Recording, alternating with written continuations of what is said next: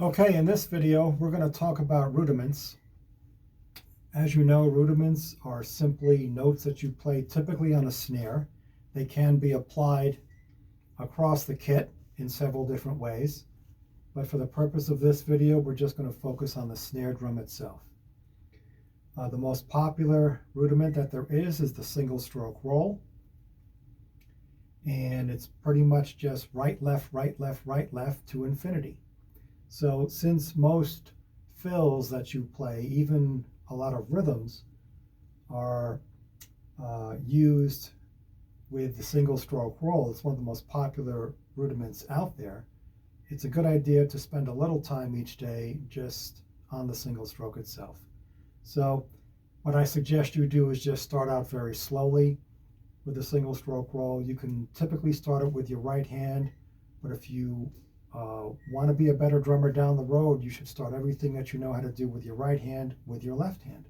You can always start the single stroke roll with your left as well. So here's a single stroke roll starting with your right hand.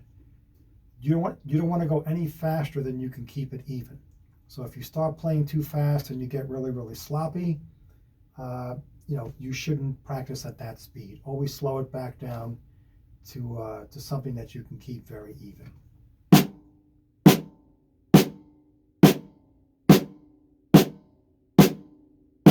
Now that's extremely slow, but it was very even. You can try bumping that up a little bit, take a baby step up. And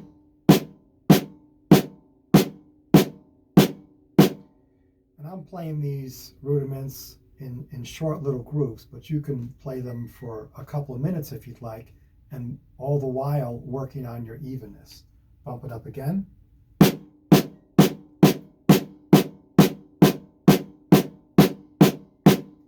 Another bump.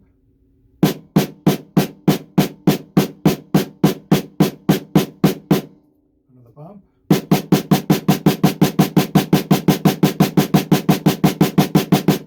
Another bump.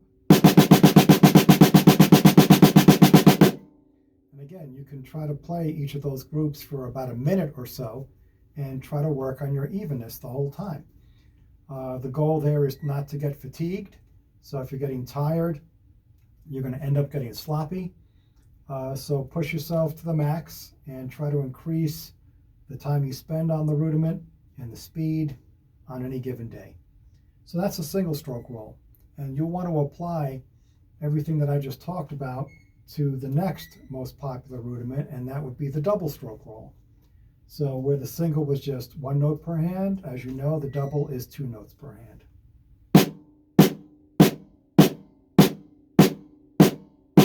So it's right, right, left, left, right, right, left, left to infinity.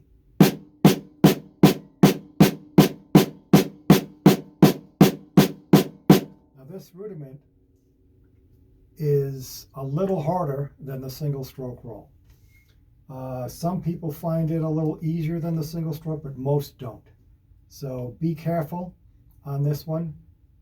Try to work on or think about the evenness in an extra way, because not only do you have to think about the evenness between the hands, but then you have to also think about the evenness between the notes in one hand. So that's what makes it a little more difficult.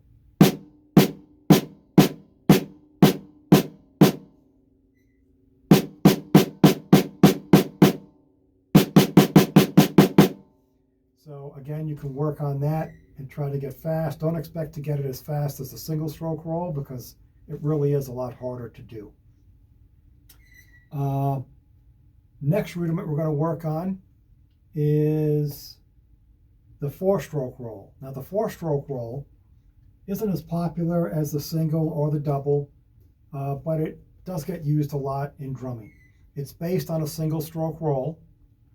So it's right, left, right, left, right, left, right, left, but it's only 4 notes, 4-stroke roll. The original name for this rudiment is a single stroke 4, but it's more commonly called the 4-stroke roll. And there's just 4 strokes in it, like I said. You can start it with your right hand or you can start it with your left. You don't have to start it that fast. What what I usually do with this particular roll, because it's so short and sweet, is with every other 4-stroke that I play, I'll automatically reverse the sticking. So I'll play it first right, left, and the next time I'll play it left, right, and then right, left, and then left, right.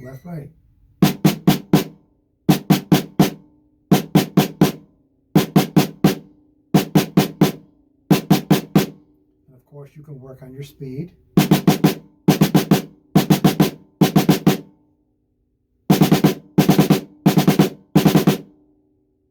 And then, yeah, it's just like every other rudiment that you'll ever practice. The main thing that you'll want to do is just continuously work on evenness and speed.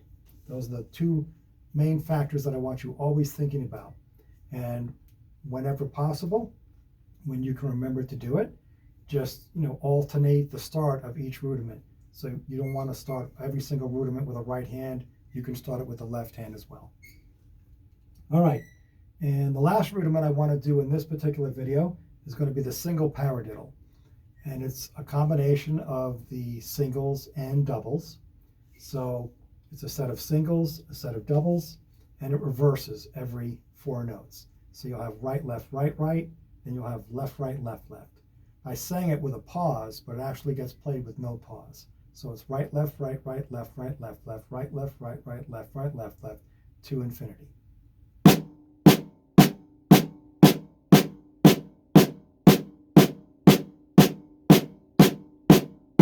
Again, you can work on evenness and speed.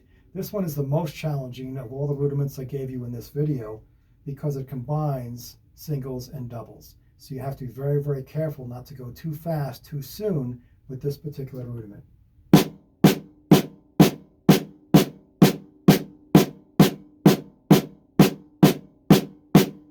This rudiment usually gets applied to different drums and different cymbals. Even it's incorporated into a hi-hat pattern or a ride pattern for some interesting grooves. But that's for a later video. And I typically call this rudiment, the single paradiddle, a train, because it sounds like a really fast train once you get going with it. Now, I just used a combination of accents and grace notes there to give it that train feel. Let's talk about that a little bit. When you apply grace notes and accents to fills and rhythms, really brings out the color in whatever it is you're trying to play.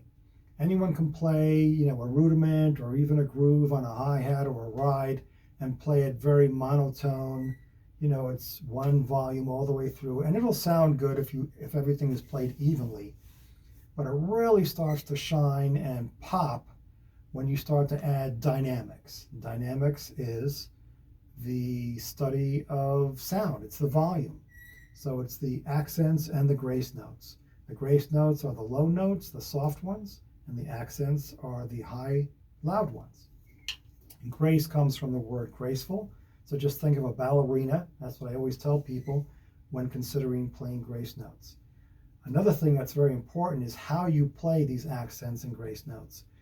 Most people can play accents all day long and not even know they're doing them because every note is very, very loud. And I get that.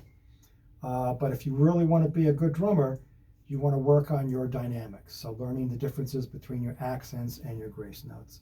So again, grace notes very low when you play them, and accents considerably higher to get that loud note.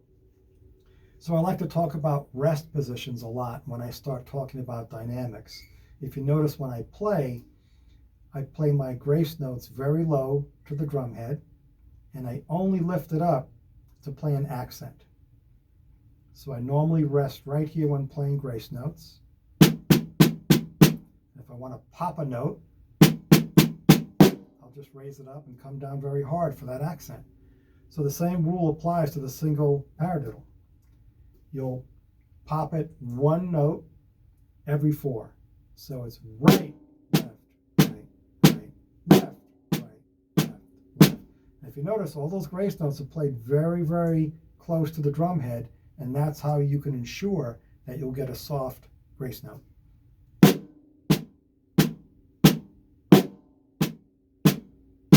Now that's not easy to do in the very beginning when you start working on your dynamics, but in time you will get the hang of it. It just takes a little bit of dedication and some time. My main thought on this is, aside from the dynamics, is just to play everything slow with this complicated sticking. This is called a mixed sticking. Again, you're using singles and doubles, so it can throw the brain off as far as, you know, evenness. So the best thing to do with something like this is playing it very, very slow, especially when you are adding dynamics.